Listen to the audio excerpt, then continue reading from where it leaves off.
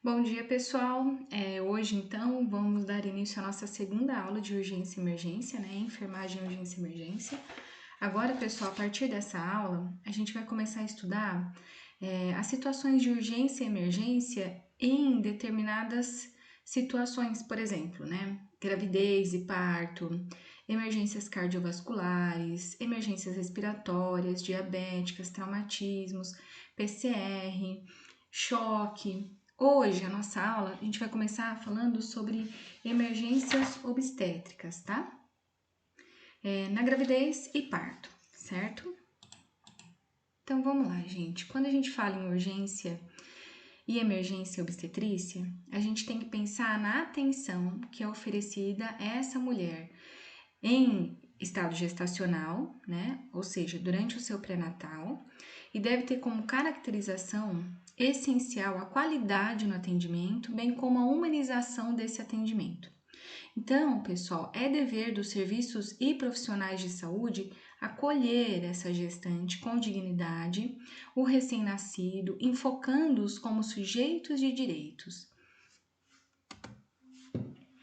A atenção com qualidade e humanizada, ela vai depender da provisão dos recursos necessários, da organização de rotinas, com procedimentos comprovadamente benéficos, né? Por que isso? A gente tem que ter uma organização da nossa rotina, a gente tem que saber ter um planejamento de atenção a essa mulher e neonato, para evitar intervenções desnecessárias e do estabelecimento de relações baseadas em princípios éticos, garantindo-se privacidade e autonomia e compartilhando-se com a mulher e sua família as decisões sobre as condutas a serem adotadas, né? Então é importante que a equipe esteja preparada, a equipe domine o conhecimento da atenção à gestante e puérpera, bem como para o recém-nascido, certo? Para que eles tenham certeza e domínio daquela conduta que vai ser tomada.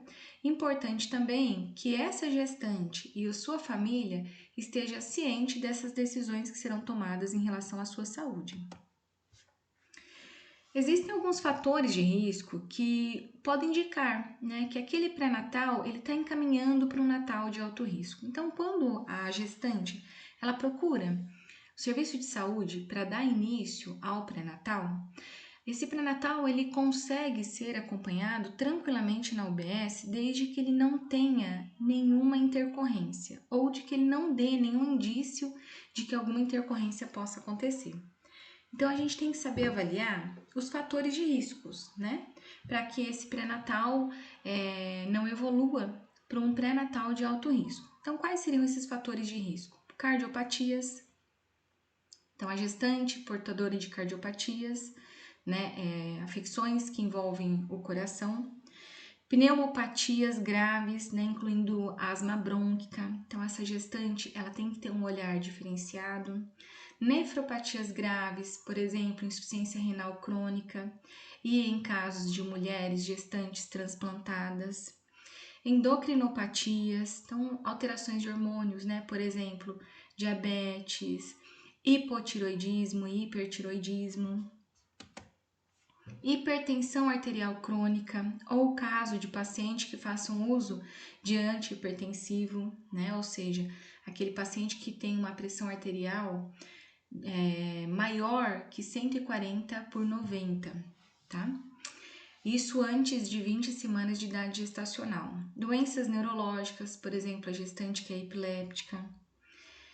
Doenças psiquiátricas que necessitam de acompanhamento, então, gestante que tem psicoses, que é depressiva, né?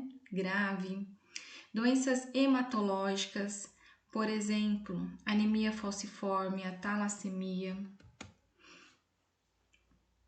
Doenças autoimunes, então gestantes portadoras de lúpus, elas são gestantes de alto risco. Alterações genéticas maternas, antecedentes de trombose venosa profunda ou embolia pulmonar. Ginecopatias, né, malformações uterina, miomatose, tumores, qualquer patologia clínica que necessite de acompanhamento especializado. Então é importante que nós, da área da saúde, mais precisamente nós da enfermagem, a gente tenha domínio de como abordar essa gestante, para a gente tentar detectar, visualizar algum fator de risco que possa vir a complicar essa gestação. Ainda fatores de riscos, né? Portadores de doenças infecciosas, como hepatite, toxoplasmose, infecção pelo HIV, sífilis terciária, ultrassonografia com malformação fetal e outras DSTs, né? Por exemplo, condiloma. Dependências de drogas lícitas ou ilícitas. Agora a gente vai para o primeiro caso de urgência e emergência quando a gente fala em obstetrícia. Então a gente vai ver um pouquinho sobre abortamento. Então, de acordo com a Organização Mundial de Saúde, o abortamento ele se caracteriza como o término da gestação antes de 20 semanas de gestação ou com o feto que nasce pesando menos de 500 gramas, tá?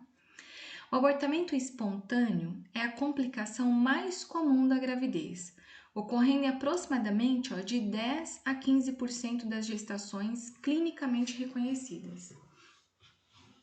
É considerado o abortamento precoce quando a interrupção da gravidez ela se dá até a 12ª semana.